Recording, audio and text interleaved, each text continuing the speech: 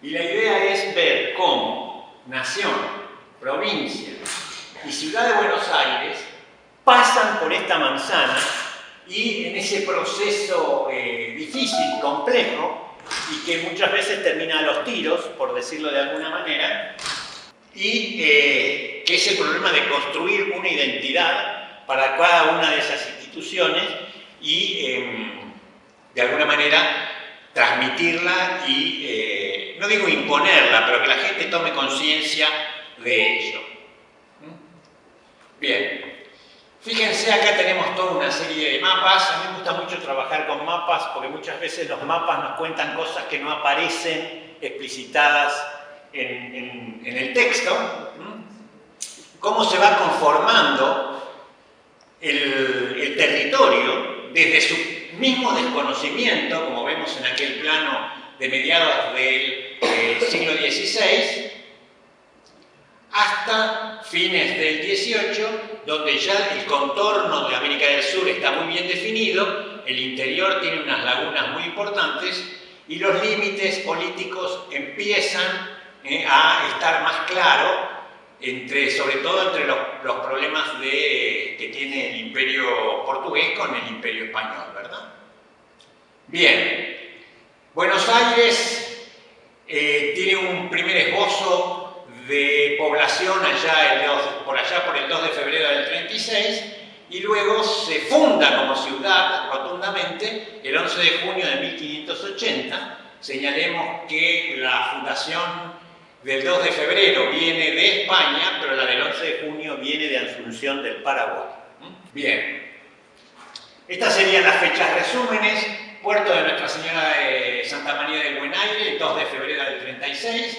Ataque e incendio de la población y la flota parcialmente. En el 36, en el 37, desde Buenos Aires, sale Juan de Salazar y Espinosa y funda Asunción del Paraguay. En el 38 llega de España una expedición que trae a Domingo Martínez de Irala, que trae la designación de Juan de Ayolas para reemplazar a Pedro de Mendoza, que había muerto en el viaje a España, y en realidad, como Ayolas está desaparecido, termina nombrando a Domingo Martínez de Irala. Y luego, por orden de Irala, en el 1541 se despuebla la primitiva Buenos Aires. O sea, en general existe la idea de que duró muy poquito porque al primer ataque de los indios, que es el de junio del 36, se abandonó, y en realidad no es así. Se abandonó, pero se volvió desde los barcos luego a ocupar la ciudad, y de hecho se establecieron colonos y se estaba obteniendo trigo y se estaban reproduciendo los ganados. Pero finalmente viene la orden de Irala de que se abandone Buenos Aires y de concentrar todo el esfuerzo poblacional en Asunción del Paraguay. 1628, una imagen, digamos, un poco indirecta, no se sabe si alguien tomó un dibujo, un bosquejo, y luego en Holanda se hizo la acuarela. La realidad es que el autor de la acuarela nunca estuvo en el Río de la Plata, pero esta sería la primera imagen más o menos orgánica de lo que sería la ciudad de Buenos Aires a mediados del siglo XVII. Bien. El virreinato del Perú, por esos años, mediados del XVII, estaba constituido de esta manera, abarcaba todo lo que no era portugués en América del Sur, y el territorio nuestro pertenecía a la audiencia de Charcas. Cuando se crea el virreinato del Río de la Plata en 1776, ya con un objetivo muy fuerte de potenciar la ciudad de Buenos Aires como puerto y hacerla eje de toda una región que había que proteger y desarrollar, tenemos aquí el mapa donde todavía se ve lo que hoy en día es Bolivia y la salida al mar por el lado de San Pedro de Atacama, y tenemos a Ceballos, que fue el primer virrey. En estas épocas, 1786, fíjense, esto es un mapa detallado de lo que sería la provincia de Buenos Aires, en parte tomado de mapas realizados por los jesuitas, y en parte completado por Say Farian, que está muy vinculado a la manzana porque es el que construye todas las casas redituantes, que son las que en parte se van a echar abajo para hacer esta sala, como vamos a ver después. Llegamos ya al final del siglo XVIII, cuando pasa por aquí la expedición de Malaspina, y esta sería una vista de Buenos Aires, en esa época, desde lo que hoy en día podemos decir en términos así un poco englobadores, como si estuviéramos parados en Avenida Paseo Colón y San Juan.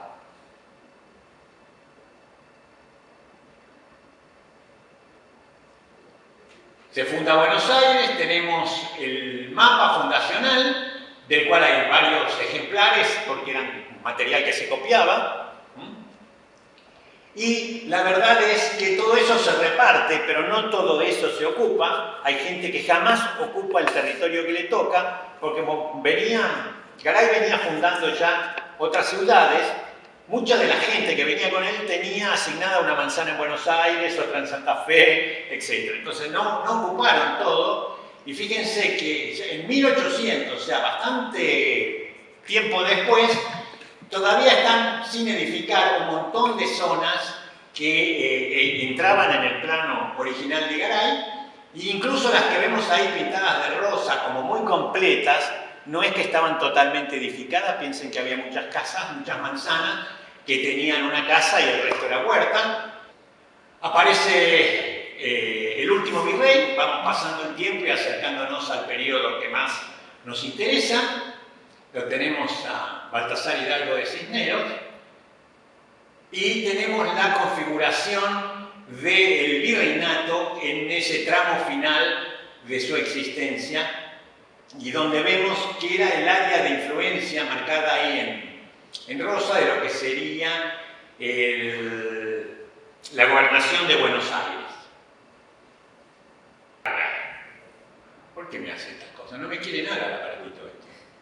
Bueno, entonces ya estamos llegando a la manzana, y en la manzana, durante ese periodo virreinal que abarca desde Ceballos hasta Cisneros, pasaron muchas cosas que tienen que ver con son el núcleo o la semilla de lo que va a ocurrir después en la manzana. Instituciones que funcionan en la manzana y que dependen de las autoridades virreinales. Tenemos el protomedicato, que era el examen, mejor dicho, era la institución que tomaba examen a los médicos y a los farmacéuticos para reconocerles el título. Tenemos algo que fue muy importante a partir de 1805, cuando llega a Buenos Aires la vacuna antivariólica, y que es el conservatorio de la vacuna, que vamos a ver que es una institución que permanece durante muchas décadas en la manzana. Tenemos la instalación de la imprenta de Niños Expósitos, que es una institución que deja una huella muy fuerte, porque durante mucho tiempo, casi 40 años, casi todo lo que es impresión oficial y de Ciudad de Buenos Aires y de la provincia surge de esta imprenta, que estaba también ubicada allí en la esquina. Lo que comentaban los primeros periódicos, Correo de Comercio, el Semanario de Agricultura, Industria y Comercio, y funciona una institución que después, que venía ya de la época jesuítica, al ser expulsados los jesuitas pasa a la órbita virreinal, que era el Colegio Real de San Carlos, que tuvo distintos nombres, pero que, digamos, deja su impronta hasta el día de hoy, porque es el antecesor del Colegio Nacional de Buenos Aires. Bien, llegamos a 1810, 25 de mayo, primera Junta de Gobierno, y fíjense que, digamos, no es habitual que tengamos conciencia de que la Junta se hace cargo, en forma interina, de la gobernación de lo que era la Intendencia de Buenos Aires. Porque en general los virreyes eran virreyes y gobernadores de la Intendencia de Buenos Aires simultáneamente. Entonces la Junta es como que toma esos dos títulos y les da continuidad. De una, por favor. Bien, entonces aquí tenemos impresa en la imprenta de los Niños Expósitos, fíjense que todavía se llama Real Imprenta, la proclama y tenemos también la Gaceta de Buenos Aires, que va a ser el órgano oficial, como el boletín oficial contemporáneo, donde la Junta da publicidad a sus actos de gobierno, con una frase de Tácito que dice: rara felicidad la de los tiempos en los que pensar lo que quieras y decir lo que piensas está permitido, ¿no? Es toda una declaración de principios que hace la Junta. Y lo que yo decía de los mapas, fíjense, esto es un mapa publicado en Inglaterra del Virreinato del Río de la Plata en 1802. Con Virreinato del Río de la Plata, porque no nos olvidemos que en esa época todos los actos que se hacían en nombre de Fernando VII. En los documentos figura que todo es en nombre de Fernando VII, pero en el fondo es en contra de Fernando VII. Bien, y el primer gobernador intendente de Buenos Aires, después de ese interinato de la primera junta, es Miguel de Ascuénaga. Y en ese periodo que va de 1813, cuando él se va, hasta 1820, que se funda la provincia, tenemos 1, 2, 3, 4, 5, 6, 7, 8, casi a uno por año, de gobernadores intendentes de la gobernación, Intendencia de Buenos Aires. Bien. Esto de tener muchos gobernadores parece que fue una moda en la provincia de Buenos Aires. De 1810 a 1824 tenemos 214 años y 144 gobernadores. Algunos de los cuales duraron horas y otros de los cuales, como Juan Manuel de Rosas, duró décadas. Bien. Sigue funcionando en este periodo, como había comentado, la imprenta de Niños Expósitos. Uno de los aspectos menos conocidos de la imprenta es que hacía también trabajos particulares y hacía los ex libris, que lo que la gente pegaba en las internas de sus libros para que quedara claro quién era el dueño del libro. Y, digamos, uno de los que hizo fue el de don José de San Martín, que tenía una importante biblioteca. San Martín tenía una biblioteca interesante que incluso viajaba con él muchos ejemplares. Bien, otras instituciones que se abren en el periodo que va de 1810 a 1820, la Biblioteca Pública y el Museo Público de Buenos Aires, que después van a tener refundaciones a lo largo del tiempo, pero que se inician en este periodo. Bien, una persona muy vinculada a la Manzana de las Luces es Mariquita Sánchez de Thompson, a través de su acción después en la Sociedad de Beneficencia, y aquí la tenemos, esta reconstrucción histórica de Subercaseaux, de lo que había sido la primera ejecución del himno nacional. Y llega, claro, la declaración de la independencia del 9 de julio del 16, y ustedes saben que el acta original desapareció, y desaparecieron algunas copias de época también, pero por suerte, y desaparecieron todas las actas del Congreso. Es decir, no solamente el acta de declaración de independencia, sino las actas del día a día del Congreso, que por suerte se imprimían en Buenos Aires y se conservaron las ediciones impresas, no los originales manuscritos, tomados por los secretarios, y donde se empezaban a imprimir en la Manzana de las Luces. Es decir, esto lo conservamos porque este redactor del Congreso Nacional se imprimió en la Manzana. Estamos en 1818, 2 años después de la Declaración de la Independencia.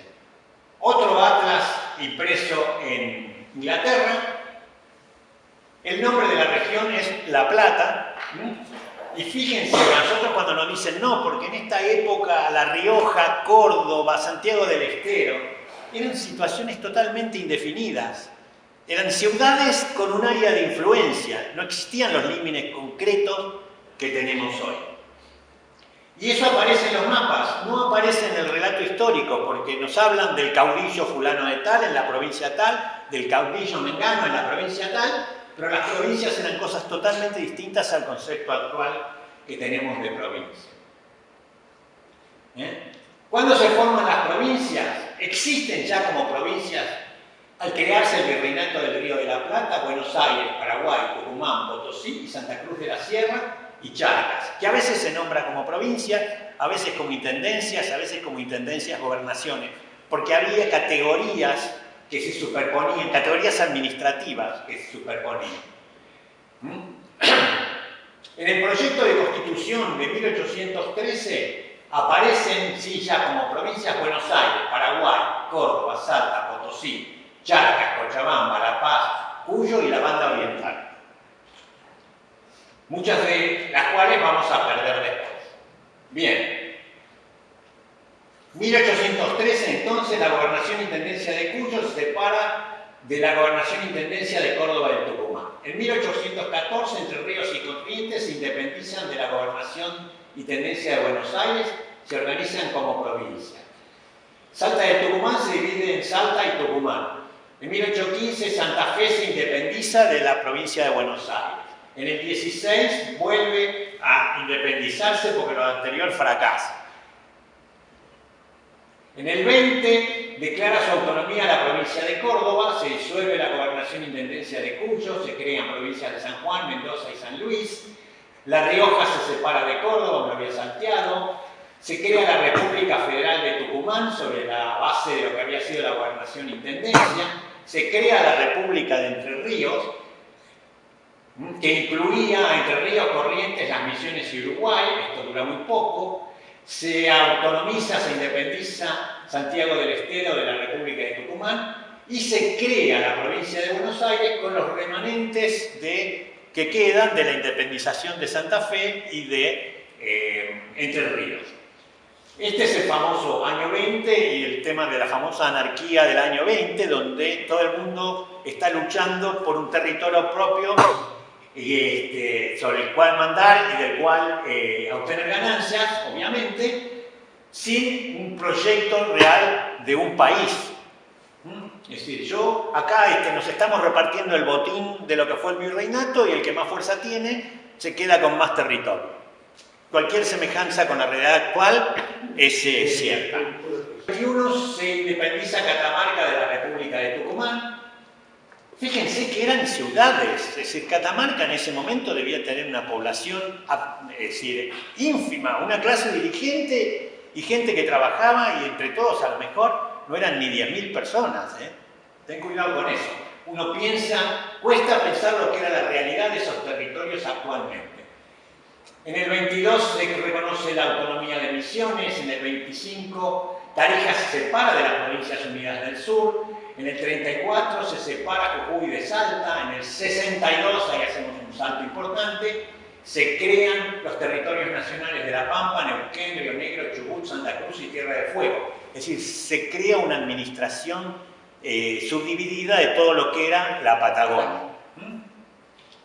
Y se crean, en el 64 se convierten en gobernaciones, en el 72 se crea el Territorio Nacional del Gran Chaco, Misiones se separa de Corrientes en el 81, en el 900 se crea el Territorio Nacional de los Andes, que después en el 43 pasa a disgregarse entre Catamarca, Salta y Jujuy, se lo reparten.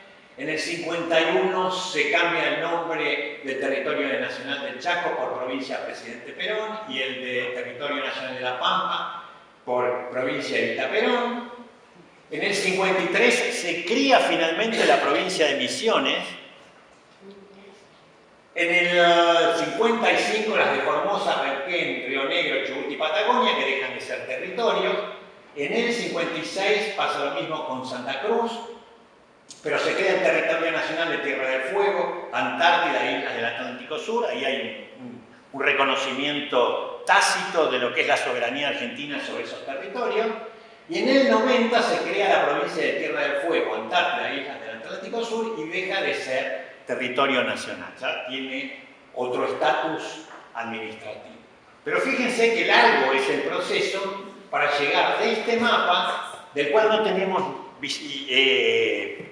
imagen visual, a este que sí, que todos tenemos muy presente hoy en día, que es el que aprendimos en el colegio, pero que nunca tenemos idea de que llegar a esos dibujitos llevó 2 siglos.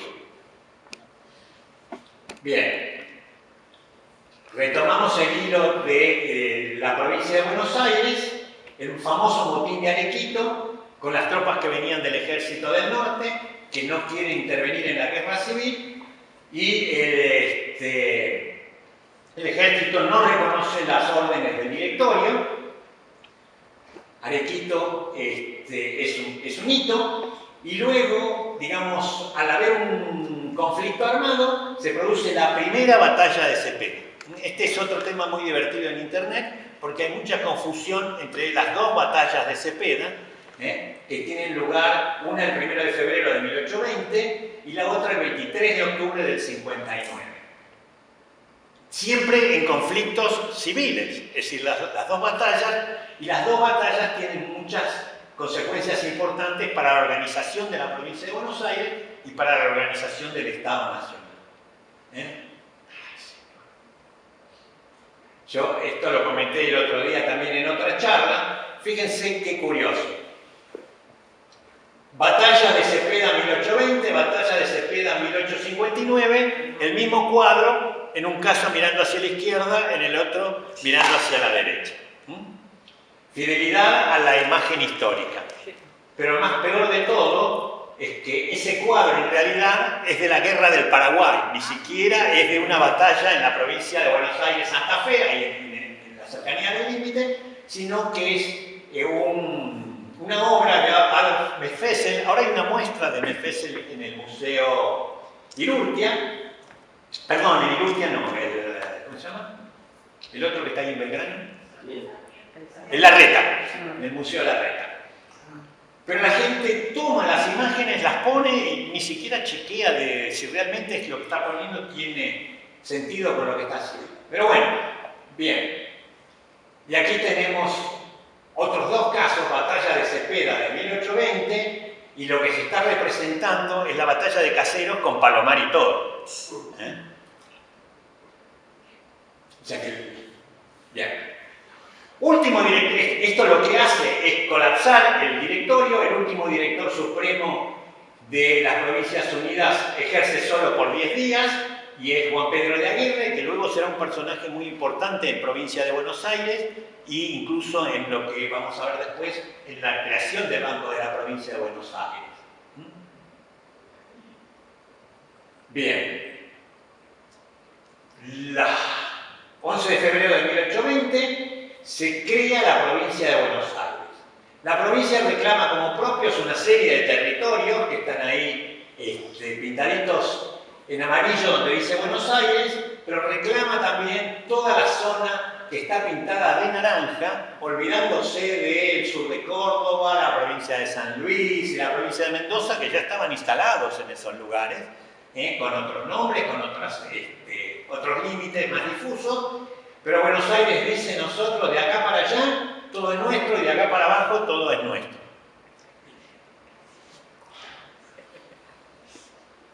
Por supuesto, en realidad el único control de espacio geográfico que tenían las autoridades de la provincia de Buenos Aires es esa franja amarilla que podemos decir más o menos del Salado para el norte. Del Salado para el sur era todo territorio indígena. Salvo Carmen de Patagones, que es un caso muy particular de una ciudad que sobrevive en el medio del territorio indígena, pero porque era un centro de comercio entre los blancos y los indígenas, y a ambos les convenía. Entonces los indígenas, si bien la atacaron, nunca terminaron de destruirla, porque era el lugar de donde compraban un montón de cosas que les interesaba comprar. Bien, no, mal.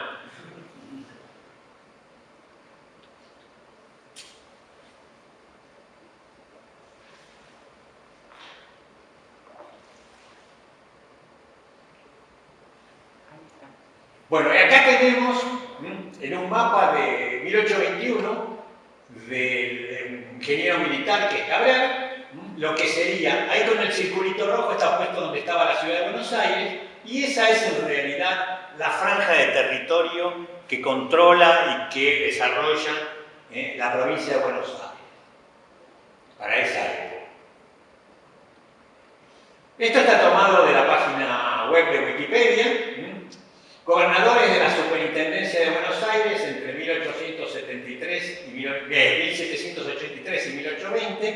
tenemos a Matías Miguel de Irigoyen, que dura 2 días, entre 9 y 11 de febrero del 20, y luego dura 7 días como gobernador de la provincia de Buenos Aires. Aquí hay una cosa que no es cierta y que está en la página de Wikipedia, que dice que eran gobernadores de la provincia de Buenos Aires y encargados del Poder Ejecutivo Nacional.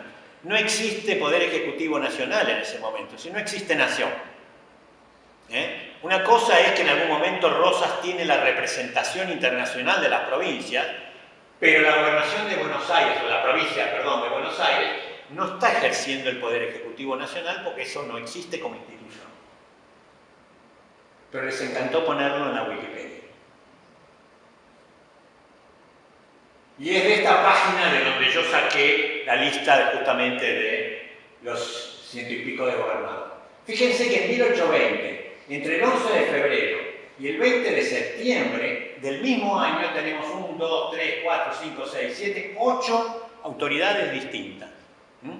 Es el famoso momento en que muere Manuel Belgrano, y esa frase, "ay patria mía", porque está viviendo un descalabro total en lo que es el manejo político de la provincia.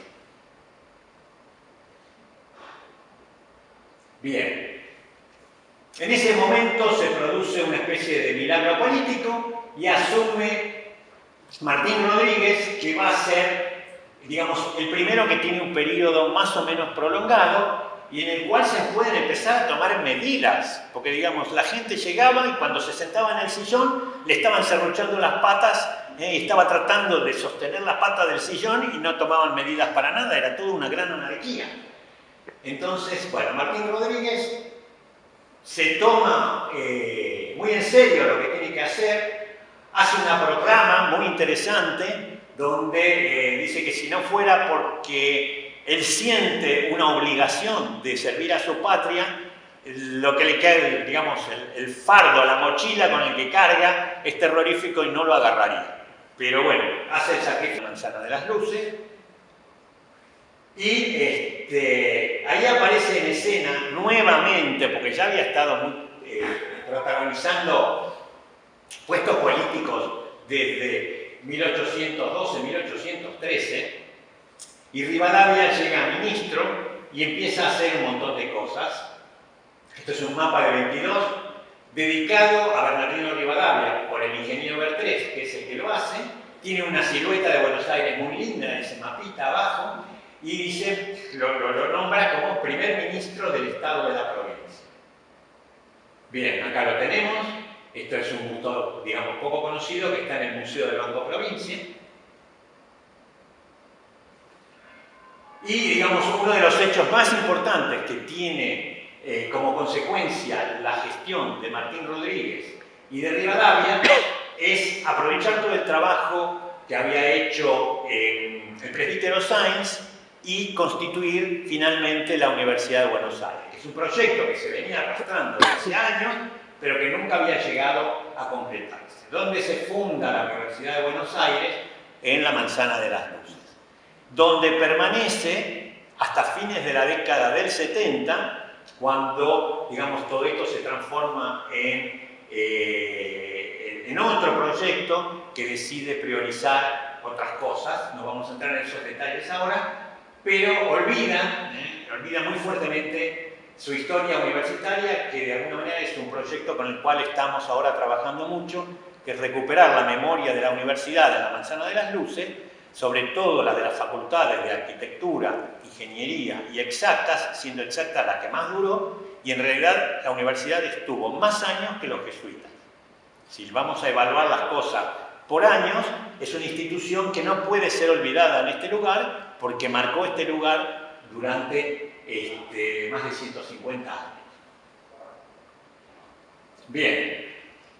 Y en ese momento es cuando surge la denominación Manzana de las Luces, que es propuesta por el Diario de Largos, que digamos, en muchos de sus números se imprimió en la Manzana de las Luces, y que si bien esta denominación en ese momento no cundió, Después sí, con el tiempo, ya en la segunda mitad del siglo XX, se recuperó y se empezó a usar, y de hecho hoy en día esto es el Instituto, el Complejo Histórico y Cultural de la Manzana de las Luces.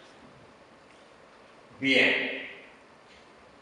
Aquí se funda el Banco de la Provincia de Buenos Aires, que en realidad tiene su origen en una institución privada que quiebra, que es la institución que se dedica a administrar el fondo de la Baring, el famoso fondo que trae Rivadavia de las Baring Brothers. Se nombra una institución para gestionarlo, y este es el primer billete que emite el banco, que en realidad es más parecido a un cheque que a un billete, porque el importe se le ponía a mano. Bien, se crea algo que fue fundamental en esa época, sobre todo porque un territorio no puede desarrollarse administrativamente y, digamos, colonizarse si no existen buenos mapas. Yo necesito, si un señor se quiere comprar una chacra, tiene que saber cuánto mide la chacra, dónde está y en dónde está cada punta exactamente de esas chacras. Y para eso hacen falta buenos mapas y una institución que en ese momento fue la Comisión Topográfica, que luego se transforma en Departamento Topográfico, y que hoy en día está, digamos, históricamente se abrió en dos: el Instituto Geográfico Nacional, que primero fue Instituto Geográfico Militar a nivel nación, y el Instituto de Geodesia de la Provincia de Buenos Aires, que sigue funcionando, que tiene un museo extraordinario que antes estaba visible en internet y ahora no, lo cual es una pena porque había un material maravilloso. Bien, una de mis ganas y propuestas, gran influencia, el ingeniero Arenales, el hijo del general Arenales. Y este es un mapa basado en el material del Instituto Topográfico que se imprime en Londres en 1836 y que está dedicado al excelentísimo señor brigadier don Juan Manuel de Rosas, gobernador y capitán general de la provincia de Buenos Aires, y está dedicado por William Parish, que fue un funcionario de la embajada inglesa, un cónsul, que tuvo una intensa actividad aquí en la ciudad de Buenos Aires. Bien, aquí se crea el archivo de la provincia de Buenos Aires, que luego va a dividirse en el Archivo General de la Nación y el Archivo de la provincia de Buenos Aires. Sí. Estamos hablando todavía de la década del 20, fíjense que se van creando instituciones que ya son, digamos, clave para el desarrollo tanto de la provincia como luego de nación y provincia. Y se crea un espacio donde los representantes de la provincia puedan reunirse a deliberar. Digamos, en 1820, 1821 desaparecen los dos cabildos, que era el de Buenos Aires y el de Luján, se reorganiza políticamente el territorio, se nombran representantes, y esos representantes ya no se reúnen en una sala capitular del cabildo, sino que se piensa, tomando la imagen de Francia fundamentalmente, en una sala donde no solo pueden estar los representantes discutiendo, sino que pueda estar el público sentado y viendo y escuchando qué hacen sus representantes. Esta sala se inaugura en mayo de 1822, con lo cual tiene ya 200 años y un poquito más. También se hizo una muestra en el 22 sobre la evolución de la sala, y algo de ese material está pegado aquí detrás, y lo pueden ver después si quieren. El autor del proyecto es Próspero Catelin, que es el arquitecto francés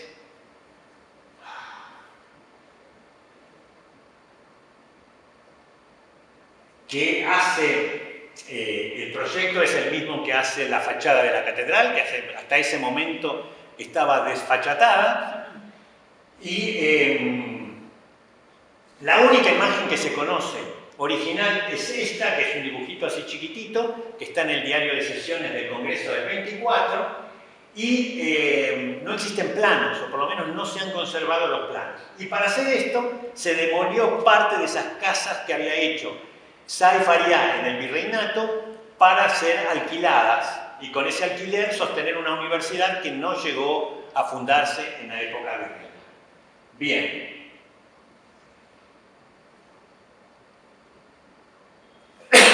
En ese Congreso Constituyente que funcionó aquí, tuvieron desempeño muy importante de Dalmacio Vélez Arfiel, por un lado, y Manuel Moreno, por otro. Manuel Moreno es el hermano de Mariano Moreno, es un médico que se recibe en Delaware, en Estados Unidos, vuelve, se vincula mucho con la universidad y le ponen de apodo Don Óxido porque él era el que se encargaba de enseñar química a los futuros médicos.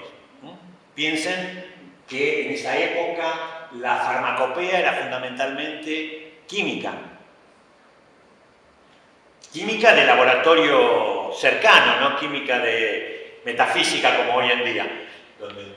Es un personaje muy olvidado, probablemente porque estuvo todo el tiempo muy vinculado al rosismo, digamos, como funcionario de Rosas, pero es una figura que la universidad justamente tiene que rescatar porque es fundacional en el desarrollo de la Universidad de Buenos Aires.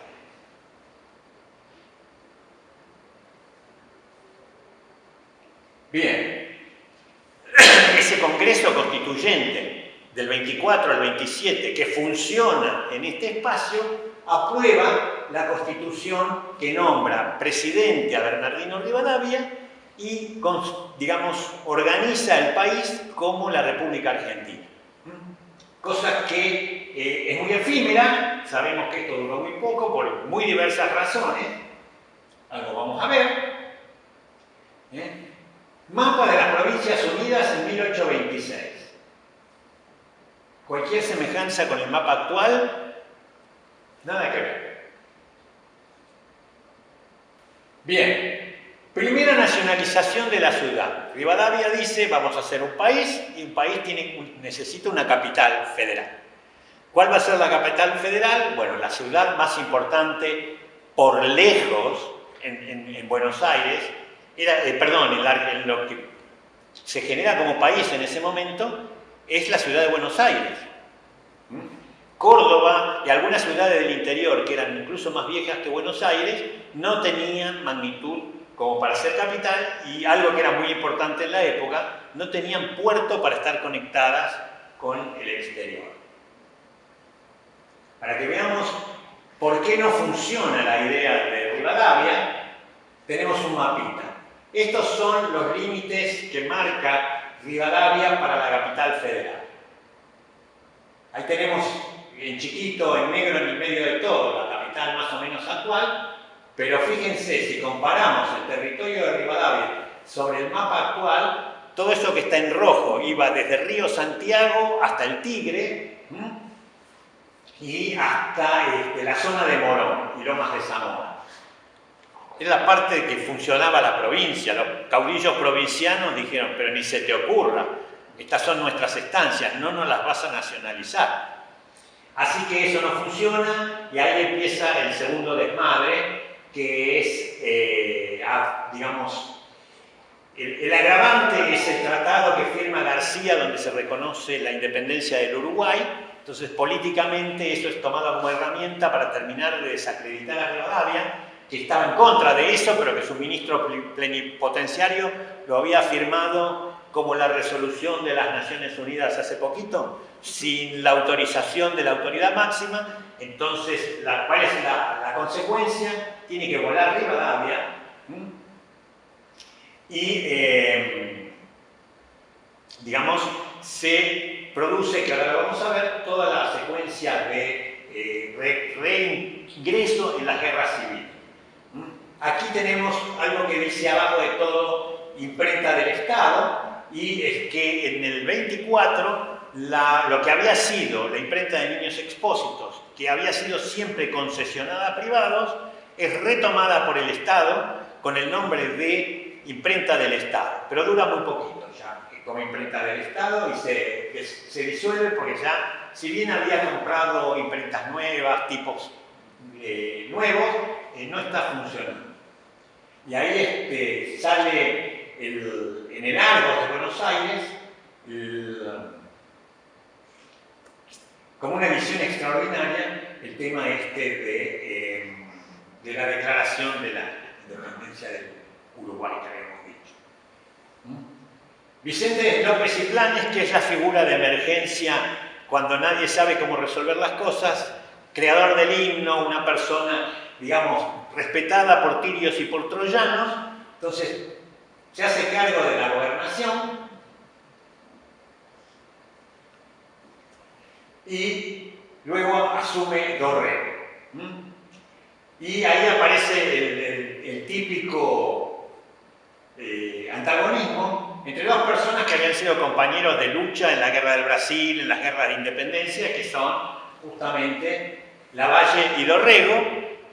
Y mal aconsejado, ustedes saben que Lavalle es una persona admirable como jefe de una tropa, pero lo llamaban la espada sin cabeza, los detractores, y en este caso cede a las presiones y lo que hace es fusilar a Dorrego, con lo cual se inicia toda una situación. Está conservada la carta que le mandaron sugiriéndole, o mejor dicho, casi ordenándole que fusilara a Dorrego. Y todo esto, ¿con qué termina? Con que empieza el periodo de Juan Manuel de Rosas, que era alguien que lentamente había estado adquiriendo relevancia e importancia ya desde los principios de la década del 20. Rosas pertenecía a una familia muy poderosa de Buenos Aires, con muchas tierras por todas partes. Su tío abuelo había sido gobernador de la Intendencia en tiempos todavía previos a la independencia, de las relaciones exteriores, que era lo que comentábamos antes. No existe un gobierno nacional. Simplemente la provincia de Buenos Aires asume en sus autoridades la representación de las otras provincias.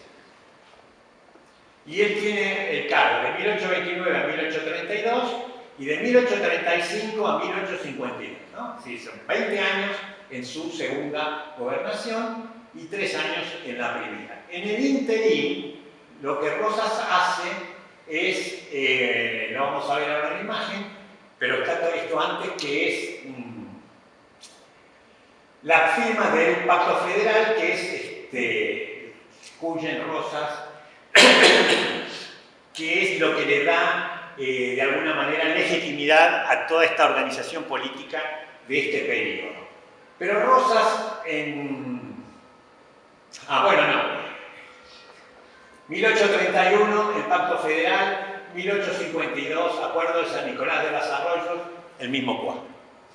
Volvemos a este tema de copiar y pegar, y además es la misma institución, porque en este caso es la misma institución la que publica la misma imagen para dos eventos históricos distintos. Esto que comentábamos de la Confederación Argentina, territorios indígenas en celeste oscuro, en celeste claro, lo que sería la Confederación. Pero los mapas del exterior, lo que están viendo y reflejando, es esto, es una cosa que en el interior no tiene nada demasiado claro.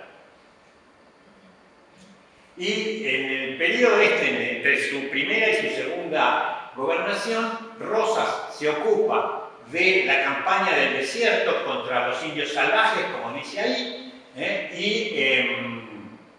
digamos, libera para su ocupación y comercialización todo lo que sería la parte sur de la provincia de Buenos Aires, llega hasta el Río Negro también, pero digamos, eso se pierde muy rápidamente. De cualquier manera, digamos, él sigue manejando los intereses de Buenos Aires desde el Partido Federal con la ayuda de su esposa, que es una gran movedora de hilos políticos, Encarnación Ezcurra, y recuerden que todo eso ocurre a 50 metros de acá, en la vereda del frente, donde estaba la casa de Encarnación, la familia Ezcurra, que es donde vive Rosas y de donde gobierna la provincia de Buenos Aires, porque él no iba a la casa la casa nada, al fuerte, todavía no era la casa Rosada, no iba al fuerte porque el fuerte ya estaba hecho ruinas en muchos pedazos, en muchos sectores. Así que bueno, aquí tenemos otro plano publicado en Inglaterra, también dedicado a Rosas, que digamos es el mapa de París, pero ahora en una publicación un poco más intensa. Y bueno, en esa época ocurren cosas que hoy en día no podríamos perdonarle a nadie, como que en los billetes aparezca la frase «Viva la Federación Argentina, mueran los salvajes unitarios». Digamos, hoy en día sería impensable que en un billete apareciera una expresión de ese tipo. ¿Cómo? Me está imaginando unas frases. Así que bueno, y ocurre algo que ocurre detrás de esa cortina verde que ustedes están viendo por debajo de la pantalla. Hay demasiada luz en la sala, pero bueno, que es el asesinato de Manuel Vicente Massa. Este periodo del gobierno rosista es un periodo que se pone muy violento, donde la mazorca comete suficiente cantidad de crímenes como para que se asuste el mismísimo Rosas. Y este hombre que es acusado de una conspiración de la cual aparentemente en realidad el involucrado era su hijo, y la cuestión es que asesinan a Massa, al día siguiente fusilan al hijo y al día siguiente se suicida la esposa de uno y madre del otro porque se queda sola en el mundo. Así que este es un cuadro muy lindo que está en Bellas Artes de Prilidiano Pueyrredón, y en realidad lo que tiene de buenísimo documental es que se ve este espacio a través de la puerta con una araña que colgaba desde ahí y que en algún momento, durante las obras de refacción de todo esto, desapareció. Bien. Se produce entonces, gracias, la batalla de Caseros, este es de febrero de 1852, y ya llegamos entonces un poco al fin, casi al fin de esta presentación, que va a cubrir este periodo, porque, digamos, la presentación próxima va a cubrir desde la batalla de Caseros hasta 1924, que es, perdón, 1934, que es cuando se traslada la última institución política de gobierno que había en la Manzana, que es la legislatura de la Ciudad de Buenos Aires, porque se inaugura el edificio que está aquí enfrente en diagonal. Bien, entonces, ¿qué pasa ahí? Bueno, nuevamente Vicente López y Planes, el comodín, venga usted que no es querido por sirios y troyanos, como decía antes, con tirios y troyanos, como decía antes, y se hace cargo de la gobernación de la provincia entre febrero y julio del 52. Empiezan una serie de problemas, se firma el famoso Acuerdo de San Nicolás, que habíamos mencionado, que este cuadro estaba usado mal como Pacto de San José de Flores, y el tema interesante es que el gobierno federal declara capital a la ciudad de Buenos Aires por una ley especial, y esa constitución de la Confederación Argentina lo que hace es tomar una superficie muy parecida a la que había tomado o propuesto, digamos, en su momento el proyecto de Rivadavia, con lo cual corre la misma suerte. Evidentemente no se lo dejamos hacer a Rivadavia, porque se lo vamos a dejar hacer a Urquiza, ¿verdad? Entonces, ¿qué hace Buenos Aires? Miren, chicos, ustedes son muy complicados, nos hacen gastar mucha plata, vamos a ser independientes. Ustedes arréglense solitos y nosotros vamos a ser el Estado de Buenos Aires y nos vamos a manejar por nuestra cuenta. ¿Qué ocurre? Las autoridades nacionales son expulsadas, se genera como capital de la Confederación la ciudad de Paraná. Entre 1854 y 1861, que es el momento en que la provincia, luego de todo este periodo que vamos a ver en la próxima presentación, es muy floreciente para la ciudad, porque todas las rentas de la aduana del puerto de Buenos Aires son para la provincia, no tiene que repartir nada con nadie, no tiene gastos, porque en ese momento, digamos, los conflictos armados merman un poco, y ahí es donde despegan la ciudad de Buenos Aires como gran ciudad del siglo XIX. Bien, y con esta imagen del escudo bordado que está en el Palacio San José, en Entre Ríos, de la Confederación Argentina, les digo que lo mío terminó y los invito para la próxima charla. Si hay preguntas...